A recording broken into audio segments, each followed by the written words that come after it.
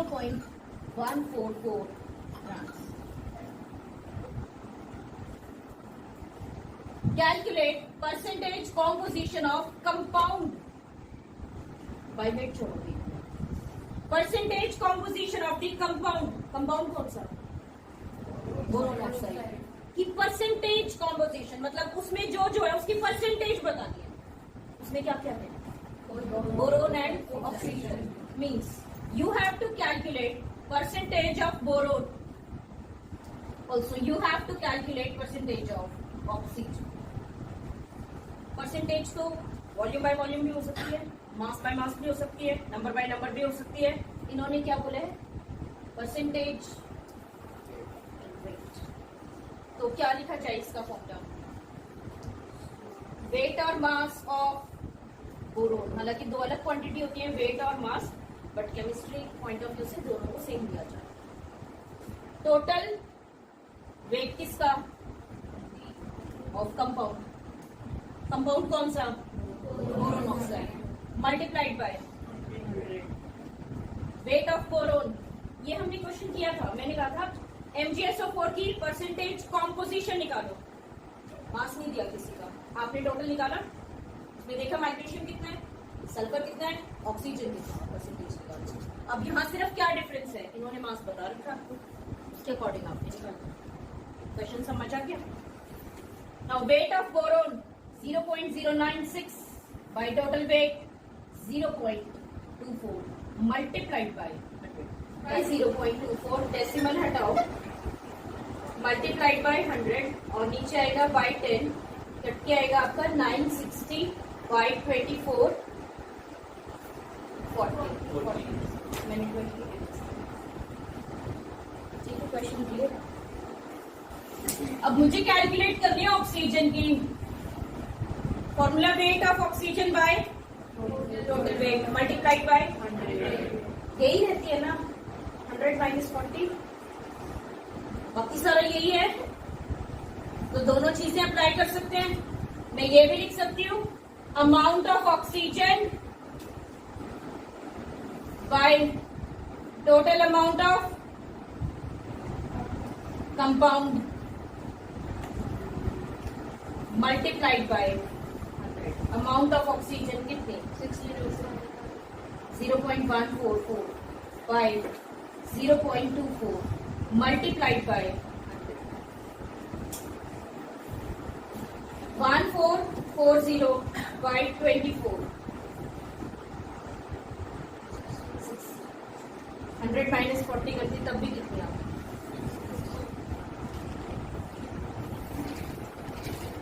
Amount of oxygen is equal to amount of compound minus amount of boron.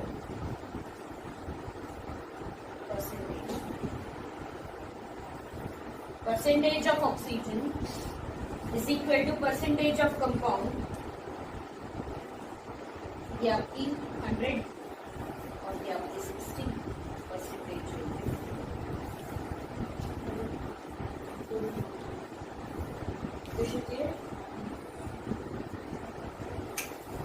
Now question number 2. When 3 grams of carbon is burned, 8 grams of oxygen and 11 grams of carbon dioxide are produced. Quantity of carbon is equal to 3 grams. Quantity of oxygen is equal to 8 grams. And quantity of carbon dioxide is equal to 11 grams. मतलब 3 gram carbon 8 gram oxygen से join करता है और 3 plus 8 कितना होता है? 11 CO2 बनने का मतलब जितना कार्बन और जितना ऑक्सीजन इसने बताया ये पूरा रिएक्ट करके 11 ग्राम कार्बन डाइऑक्साइड बना देता है. इसने आपको एक टेंटेटिव हिसाब किताब दिया है कि 3 ग्राम कार्बन 8 ग्राम ऑक्सीजन से प्रॉपर जुड़ता है. Ratio of carbon that joins with oxygen is ratio 8. अभी कहते हैं what mass of CO2 will be produced when 3 grams of carbon is burnt in 50 grams of oxygen. 3 gram carbon को तो oxygen कितनी चाहिए? एक। जितनी दी उतनी सारी से रिएक्ट थोड़ी करेगा। इसको तो जिस रेशो में जुड़ता है ये उसी रेशो में ज्वाइन करेगा। ज्यादा दे रखा है तो बच जाएगा और कम दे रखा है तो रिएक्ट नहीं कर पाएगा। अब मैं 50 ग्राम ऑक्सीजन दे दूं, 100 दे दूं, 200 दे दूं, कोयला जलाते हैं, हवा की सारी ऑक्सीजन थोड़ी खा जाता है वो। उसको तो जितनी चाहिए उतनी इस्तेमाल करता है, बाकी तो सारी वही रहती है। हवा में 21% ऑक्सीजन है, पर क्या कुछ भी जलाया जाए तो सारी ऑक्सीजन क्या रिएक्ट कर जाती है? नहीं, जितनी उसको रिक्वायर्ड है उतनी ही रिएक्ट करेगी। 3 gram carbon is being burn, 3 gram carbon can react only with 8 gram of oxygen to form carbon dioxide. तो 50 ग्राम ऑक्सीजन देने का कोई फायदा नहीं। It will still react with 8 grams of oxygen. Now, what mass of CO2 will be formed when 3 grams of carbon is burnt in 50 grams of oxygen? Still, 8 grams of oxygen will react as they join in ratio 3:3. और carbon dioxide कितनी बनेगी?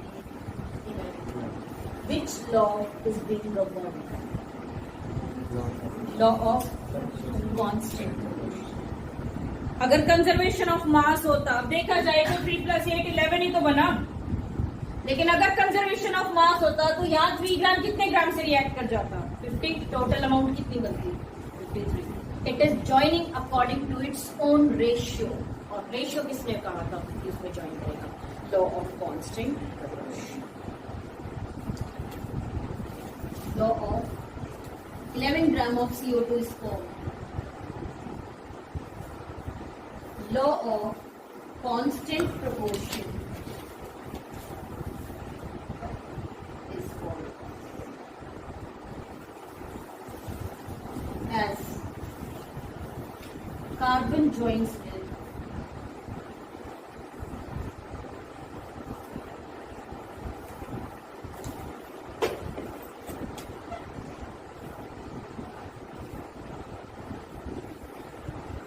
with the oxygen in fixed ratio.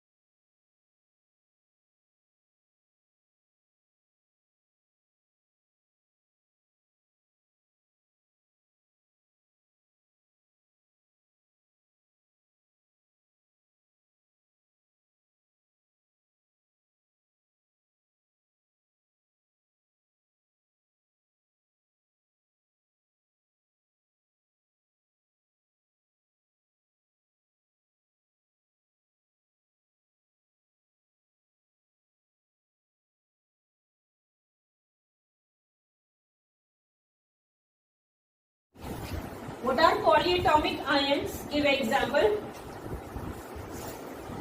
Ions नहीं लिखेंगे, positive और negative charge structures.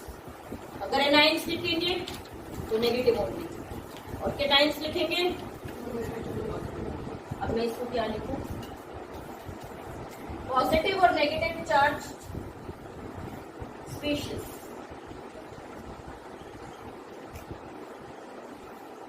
containing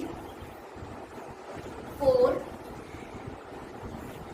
or more than 4 ions, more than 4 atoms.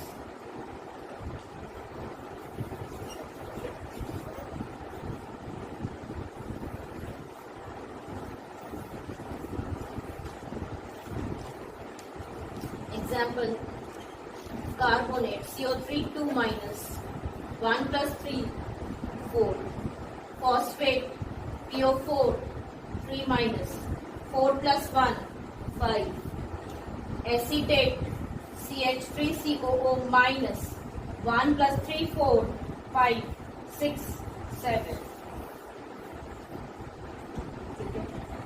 कुछ schools में 3 और more than 3 atoms ले लेते हैं, तो वो आप अपने स्कूल के अकॉर्डिंग लिखना, वैसे नॉर्मल ये 4 और मोर देन 4. क्लियर हो गया? Next, right chemical formula of the following. Magnesium Mg, chloride Cl. Magnesium की valency +1 +2, Cl -1, formula becomes MgCl. Calcium Ca, oxide. जब भी किसी के पीछे IDE वर्ड लगाओ ना, उससे पहले जिस एलिमेंट का हिंट बन रहा है ये वही एलिमेंट बनता है. IDE वर्ड है क्लोरीन, IDE वर्ड है oxygen. Phosphide phosphorus, nitride nitrogen, sulphide sulphur. Charge उसकी वैलेंसी के इक्वल होता है. अब यहाँ पे वैलेंसी +2, ऑक्सीजन की valency -2. Taking that simple ratio 1:1, formula becomes Ca. Copper nitrate. Now check. Copper has 2 valencies, +1 and +2. आपके फॉर्मूले में +1 है कि +2? इसको डिस्टिंग्विश करने के लिए या तो कॉपर लिखकर रोमन नंबर 1 लिख देते हैं, तो आपको पता चल जाएगा वैलेंसी कॉपर की कितनी है, 1. या फिर Q प्लस वर्ड लिखते हैं. OUS तब लिखा जाता है जब हम 2 वैलेंसी में कम वाली वैलेंसी को डिनोट करना चाहते हैं. +1 के लिए OUS लगाएंगे. Q प्लस का मतलब भी कौन सी वैलेंसी हो गई, प्लस. ठीक है. +2 कॉपर और ब्रैकेट में क्या लिख देंगे, और या फिर क्या लिख देंगे, Q. अगर कुछ भी नहीं दे रखा, आप इसमें मेंशन कर रखा है 1 या 2, नहीं, नाम से भी नहीं पता चल रहा फर्क, और रोमन नंबर भी नहीं लगा रखा, तो हाइयर वाली वैलेंसी उसको सेलेक्ट कर लेना. हाइयर कौन सी, उसको सेलेक्ट कर. अब क्या लिखूं इसके नीचे, Cu. 1 और 2 दोनों हैं, पर हम कौन सी लिखेंगे, प्लस. नाइट्रेट NO3 और नीचे 1-, फॉर्मूला बिकम्स Cu NO3 और twice. इसमें एक एग्जाम्पल और देती हूँ आपको. Iron also exist in 2 valencies, +1 +2 and +3. +2 के लिए आयरन लिखकर 2 लिखा होगा, और +3 के लिए आयरन लिखकर 3 लिखा होगा. नहीं तो लोअर के लिए OUS, हायर के लिए IC. और तुम्हें दोनों में डिस्टिंक्शन नहीं पता कौन सा है, ना 1 2 लिख रखा है, ना OUS IC लिख रखा है, तो फिर आप कौन सी वैलेंसी को सिलेक्ट करोगे, समझ गए. Aluminium chloride Al chloride, IDE हटाओ, कौन सी हिंट मिली, Cl3 होगी. इसकी वैलेंसी +3.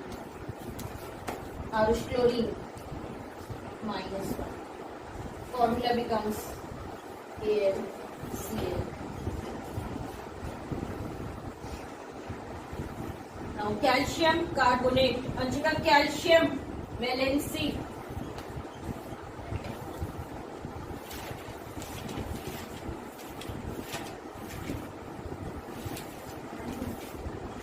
कार्बोनेट पानी, रेशियो 1:1, क्योंकि सेम है बेसिक दोनों. तो calcium atom 1, carbonate atom 1, the formula becomes CaCO.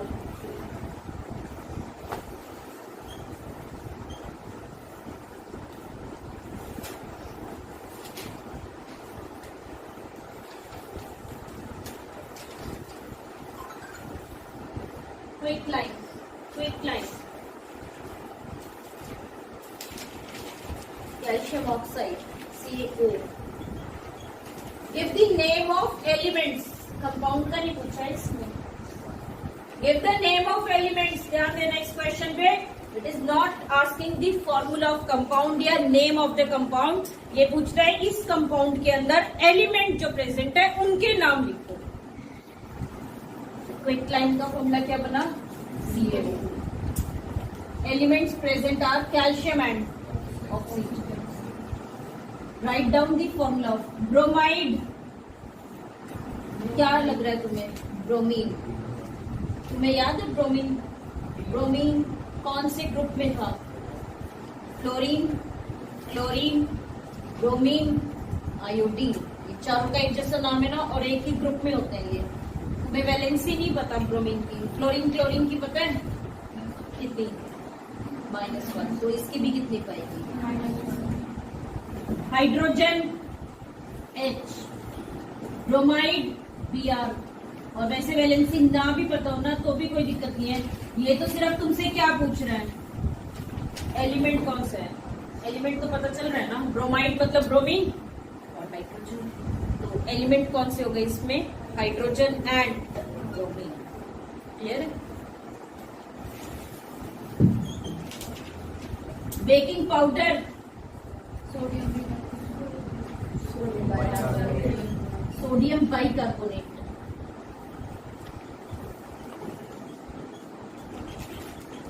NaHCO3। Name the elements, sodium, hydrogen, carbon, oxygen.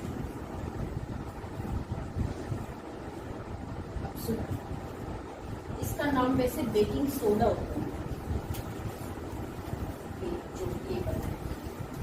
Baking powder is the mixture of sodium bicarbonate and tartaric acid.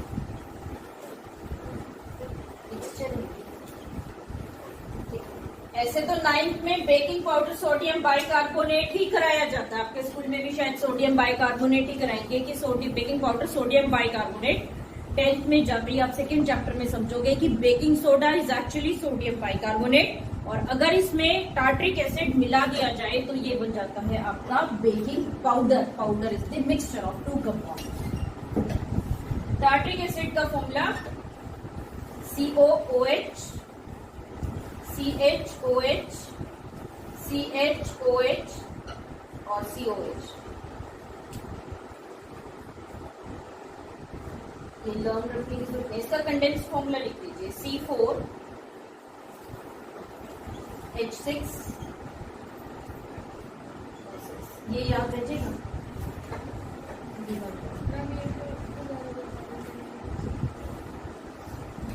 ये ना cake में डलता है, खाने वाला सोडा ऐड करती है मम्मी जब केक या ढोकला या इडली कुछ बनता है तो खाने वाला सोडा या इनो डलता है उसमें। ये बेस होता है जो खाने में कड़वा होता है। अगर ये थोड़ा सा ज्यादा हो जाए तो चीज कड़वी बनती है।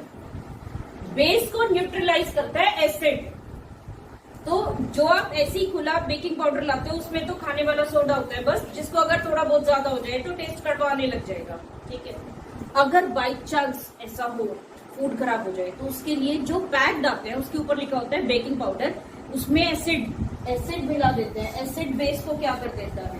न्यूट्रलाइज। ज्यादा हुआ अगर तो उसको खत्म कर देगा, इससे फूड कड़वा नहीं हो पाता। इसीलिए बेकिंग पाउडर मिक्सचर को बोला जाता है जिसमें बेकिंग सोडा और टार्ट्रिक एसिड 2 मिक्स होता है। 9th में यही कराएंगे। Sodium bicarbonate is actually baking soda. इसका जो कॉमन नेम होता है वो बेकिंग सोडा होता है। Baking powder is the 2 substances, sodium bicarbonate and tartaric acid. इसमें element sodium, hydrogen, carbon, oxygen. अब ये रॉन्ग क्यों नहीं है क्वेश्चन देखो। सोडियम आ गया, हाइड्रोजन आ गया, कार्बन आ गया, ऑक्सीजन आ गया। जब इसके चारों एलिमेंट लिखे तो इसके तीनों एलिमेंट्स लिखे गए, इसीलिए आंसर में रॉन्ग। क्वेश्चन क्या पूछे इसने? एलिमेंट बताओ। एलिमेंट तो यही 4 है, सोडियम, कार्बन, हाइड्रोजन और ऑक्सीजन। ठीक है, समझ आ गया। नेक्स्ट, पोटेशियम सल्फेट प्रकृति formula.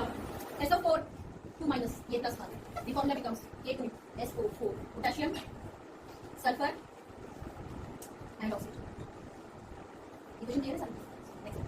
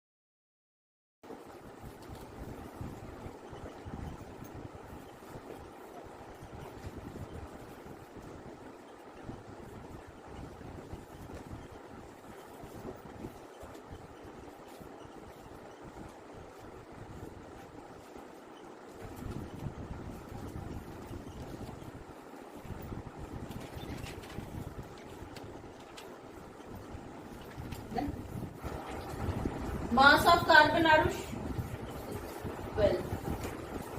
Plus mass of hydrogen, 1. 2 into 12, 24 plus 2, 26. और क्योंकि मोलर मास गिवन है, मोलर मास में यूनिट जी और मॉलिक्यूलर मास में यूनिट यू. अब इसके पीछे यूनिट क्या लिखी जाएगी? जी. डिफरेंस क्लियर हो गया? Sulphur S8, 8 multiplied by mass of 1 sulfur atom. Mass of 1 sulfur atom 8 multiplied by 32. That is equal to 256 gram. Unit समझ आ गई? 4 into mass of phosphorus. Sorry, the mass of phosphorus. That is equal to 124 or unit. Mass of 1 hydrogen plus mass of 1 chlorine, hydrogen 1 and chlorine. So of chlorine 35.5 because it exists in two isotopes of 35 and 37. On average, we take its mass as 35.5. The value comes out to be 36.5. Nitric acid तो मतलब कई जगह है. Nitric acid के फॉर्मूले को note करो. Mass of 1 hydrogen plus mass of 1 nitrogen plus mass of 3 oxygen. 1 hydrogen 1 nitrogen 4 nitrogen 14 plus oxygen 16 15 plus 48 63 plus. Question clear हो गया? Next. Relative. Why the word relative is written? ये confuse करती है term जब paper में आती है ना. आप तो मास मास लिखते हो, इसका मास निकालो, इसका मास निकालो. Molar mass, molecular mass, formula unit mass, relative mass, ये आपको टर्म्स कंफ्यूज करके आधा नंबर डिडक्ट कराती है. रिलेटिव का मतलब आपने क्या बोला था ना कि मास कभी एग्जैक्ट नहीं निकाल सकते. हम कैसे निकालते हैं? किसी से कंपेयर करके. जिसमें पहले हमने किसको सेलेक्ट किया था? हाइड्रोजन. रिजेक्ट करके फिर किसको सेलेक्ट किया? ऑक्सीजन. को रिजेक्ट करके फिर किसको सेलेक्ट किया? कार्बन. किसी से नाप कर कंपेयर करके मास निकाल रखे हैं. एग्जैक्ट हमें किसी का भी नहीं पता, इसीलिए मास के साथ कभी कभार वर्ड ये क्या भी लगा देते हैं रिलेटिव. इसका मतलब वही है कि भाई ये ठीक से नहीं, एग्जैक्ट नहीं है, किसी से मैच करके निकाल रखे हैं. मॉलिक्यूलर मास का मतलब आपको ये पता चलना चाहिए कि यूनिट यहाँ पर कौन सी लगाई जाएगी? Unit. 2 into H plus 1 into mass of oxygen. Pranav 2 into 1 plus 1 into mass of oxygen 16. 2 plus 16 that is equal to 18. और अब की बात 2 समझ आ गया डिफरेंस? नेक्स्ट HNO3 देखो आएगा यही, पर G की जगह क्या लिखा जाएगा? डिफरेंस समझ आ गया? ये 3 आधा नंबर है। Formula unit mass. कुछ कंपाउंड्स ऐसे होते हैं जिनमें एक कैल्शियम क्लोराइड का गुच्छा होता है। हमें CaCl2 अलग नहीं मिलता, वाटर में तो H2O अलग निकाल सकते हैं एक मॉलिक्यूल, इसका नहीं निकाल सकते। जो गुच्छे में एग्जिस्ट करते हैं ना, वो जनरली वो होते हैं जो आयंस बनाते हैं, इलेक्ट्रॉन एक्सचेंज करते हैं। ठीक है, आयनिक कंपाउंड जो आप 10th क्लास में पढ़ोगे। अभी फिलहाल ये समझो कि कुछ कंपाउंड जो आयंस के जरिए बने होते हैं वो गुच्छा बना लेते हैं, और जब नेटवर्क या गुच्छा बनता है इनका तो हम सिंप्लीफाइड फॉर्मूला निकालते हैं। हम ये कह ही नहीं सकते इसका ये फॉर्मूला है। हजारों कैल्शियम हजारों क्लोराइड इकट्ठी है, पर देखने में ये आता है कि अगर 100 कैल्शियम है तो 200 क्लोराइड है। सिंपलेस्ट फॉर्मूला क्या बना? 1:2 ratio CaCl2। Formula unit formula. Unit का मतलब क्या होता है? सबसे छोटा। पूरे गुच्छे का सबसे छोटा फॉर्मूला क्या बनाओगे? उसे कहते हैं यूनिट फॉर्मूला। फॉर्मूला यूनिट लिखा है, मतलब बनता है इसका यूनिट फॉर्मूला। वही मास कितना? 1 कैल्शियम का 2 क्लोरीन का, सिंपलेस्ट सबसे छोटा फॉर्मूला। तो एक मॉलिक्यूल की एक होल मॉलिक्यूल, एक मोल। यूनिट क्या? Unit you. इंडिविजुअल के लिए U और मोल के लिए G। तो 1 × 40 + 2 × 35.5, 40 + 71